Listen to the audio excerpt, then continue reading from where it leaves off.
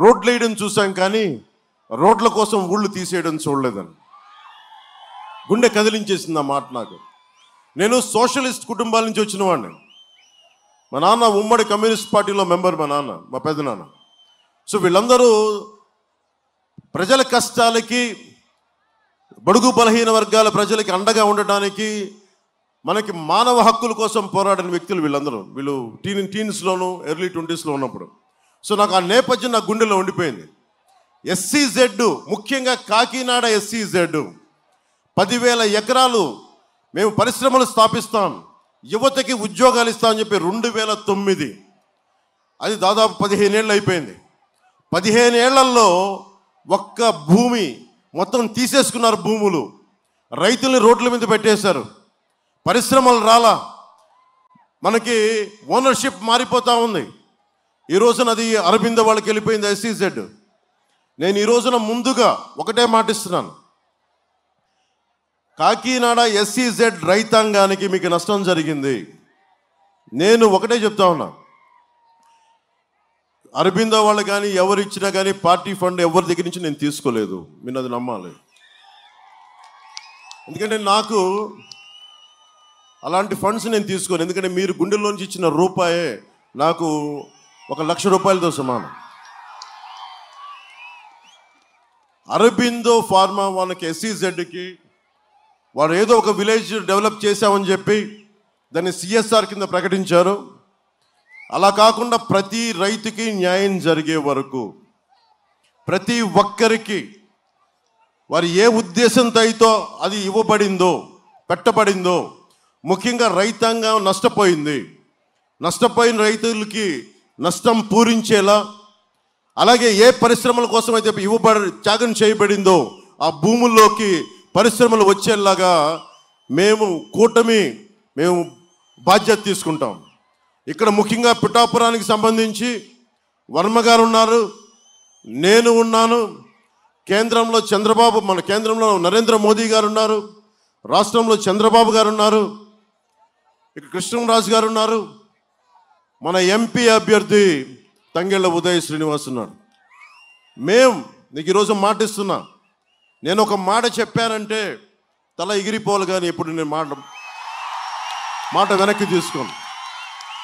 తప్పు జరిగితే నేను ఇదే సభల్లోకి వచ్చి నా వల్ల తప్పు జరిగింది, నన్ను క్షమించమంటే మీరు రాళ్ళు ఇచ్చినా నేను తీసుకుంటాను. నేను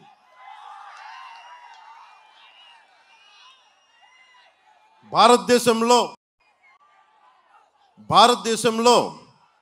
10 ఏళ్ల పాటు నేను ఎందుకు నిలబడగలను, బలంగా గట్టిగా ఎందుకు నిలబడగలను అని చెప్పడానికి ఒకటే మాట. 10 ఏళ్ల పాటు, దశాబ్దం పాటు ఒక్క పదవి లేకుండా, ఒక్క ఉన్న ఎమ్మెల్యే కూడా వెళ్ళిపోయిన దశాబ్దం పాటు భారతదేశంలోనే ఒక రాజకీయ పార్టీ నడిపింది, అది నేనే నడిపాను.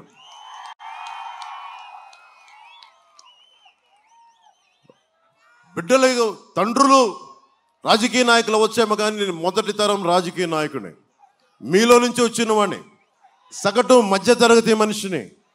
నాకు ఆ కష్టం తెలిసి నాకు ఎలా ఉంటుందో, నేను మీ కష్టాలకు నా భుజం కాసేస్తాను. మీ అందరికీ నా డబ్బు, నా శ్రమ, దశాబ్దంన్నర కాలం నా జీవితం, ముఖ్యంగా ఆఖరి దశాబ్దం ప్రజల కోసం, తెలుగు ప్రజల కోసం, ముఖ్యంగా ఆంధ్ర ప్రాంత ప్రజల కోసం మొత్తం ధారపోసాను.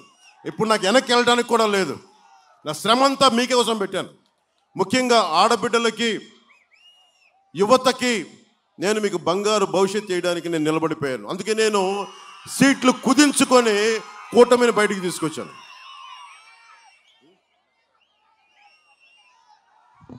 ఒక క్షణం వెనక్కి వెళ్ళి మాట్లాడొస్తాను.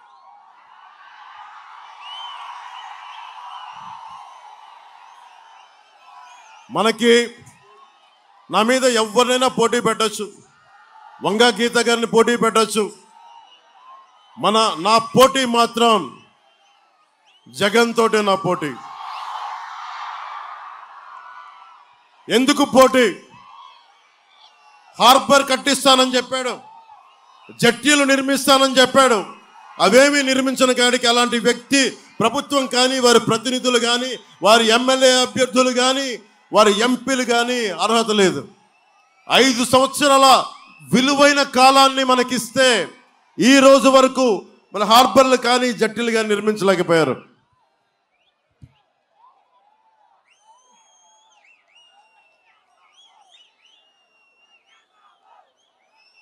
చాలాసార్లు అసలు మనకి ఏం అన్యాయం జరుగుతుంది, పథకాలు ఎందుకు రావట్లా, ఎందుకు మనకి ఏ నష్టం జరుగుతుంది, జగన్ లంచం తీసుకుంటే మనకు వచ్చే నష్టం ఏంటి, మనకేం పోద్ది, జగన్ కరప్షన్ నాకేం తెలియట్లేదే, నా జేబుల నుంచి డబ్బులు తీసుకోవట్లేదే అని మీరు అందరూ చాలామంది అంటూ ఉంటారు. వారికి నేను ఒకటే చెప్తా ఉన్నా,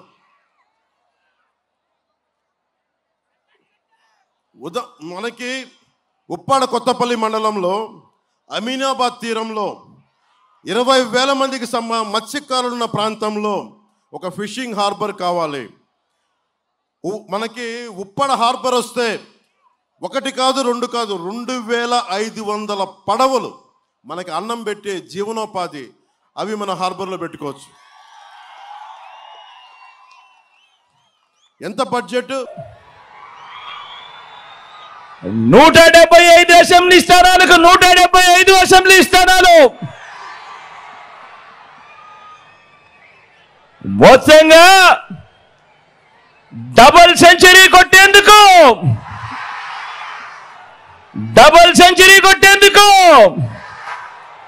మీరంతా సిద్ధమేనా?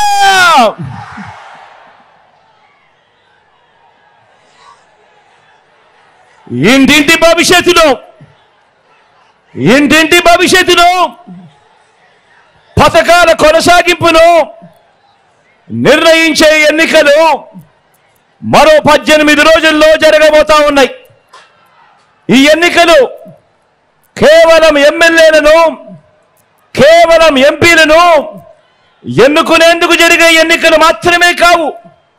ఈ ఎన్నికలు ఈ 58 నెలల కాలంలో బలమైన పునాదులతో పేదల కోసం తీసుకువచ్చిన అనేక సంస్కరణలు, అనేక పథకాలు ఇవన్నీ కూడా కొనసాగాల లేదా వద్దా అన్నది నిర్ణయించే ఎన్నికలు ఈ జరగబోతా ఉన్న ఈ కురుక్షేత్రం.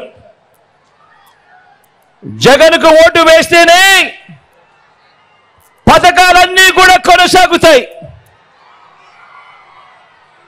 చంద్రబాబుకు ఓటేస్తే పథకాలన్నీ ముగింపు, మళ్ళీ మోసపోవటమే. ప్రతి ఒక్కరూ కూడా గమనించమని కోరుతా ఉన్నా. జగన్ను ఓడించాలని వారు, పేదలను గెలిపించాలని మనం తలబడతా ఉన్న ఈ యుద్ధం, తలబడతా ఉన్న ఈ కురుక్షేత్రంలో మరో చారిత్రక విజయాన్ని సొంతం చేసుకునేందుకు మీరంతా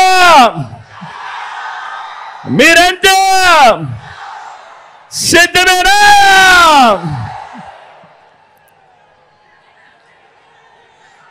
మంచి చేసిన చరిత్ర గాని, పేదల ఆశీస్సులు గాని లేని ఆ 3 పార్టీల కూటమి వారి మోసాలకు చెంపచెల్లుమనేలా సమాధానం చెప్పడానికి మీరంతా సిద్ధమేనా?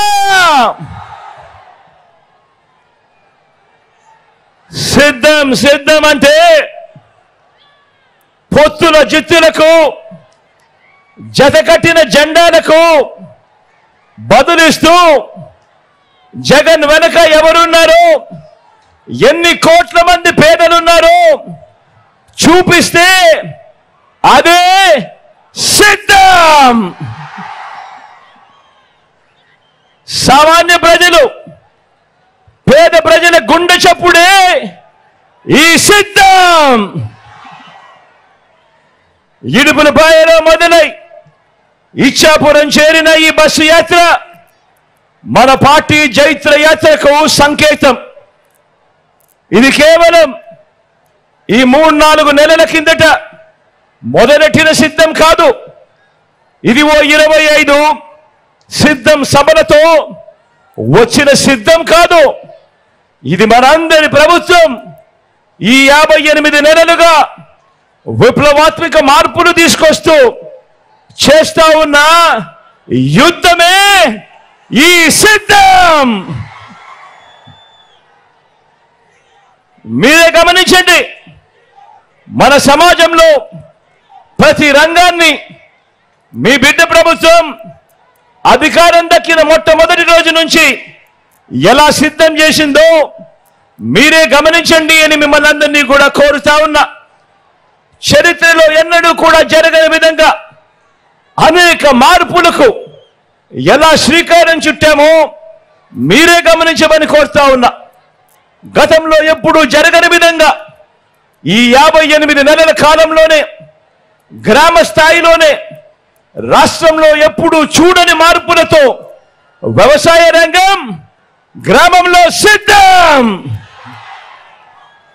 ఈ 58 నెలల్లోనే ఈ 58 నెలల కాలంలోనే విద్యా రంగంలో విప్లవాత్మక మార్పులతో మన గవర్నమెంట్ బడి సిద్ధం. ఈ 58 నెలల కాలంలోనే గ్రామ స్థాయి నుంచి వైద్య ఆరోగ్య రంగంలో అనేక విప్లవాలతో గవర్నమెంట్ ఆసుపత్రి సిద్ధం. ఈ 58 నెలల కాలంలోనే ఏ గ్రామాన్నైనా ఏ పట్టణమైనా ఇంటింటికి సేవలు అందిస్తా ఉన్నా వాలంటీర్ల సేవలు సిద్ధం. ఈ 58 నెలల కాలంలోనే ఏకంగా 1,35,000 మంది శాశ్వత ఉద్యోగాలతో మన చెల్లెమ్మలు మన తమ్ముళ్ళు ప్రతి 2,000 జనాభాకు దాదాపు 600 రకాల సేవలు అందిస్తూ మన గ్రామాలలోనే గ్రామ సచివాలయాల్లోనే సిద్ధం. ఈ 58 నెలల కాలంలోనే గ్రామ స్వరాజ్యం సిద్ధం. పట్టణాల్లో సైతం ఇంటింటికి పౌర సేవలు కూడా సిద్ధం. దేశ చరిత్రలో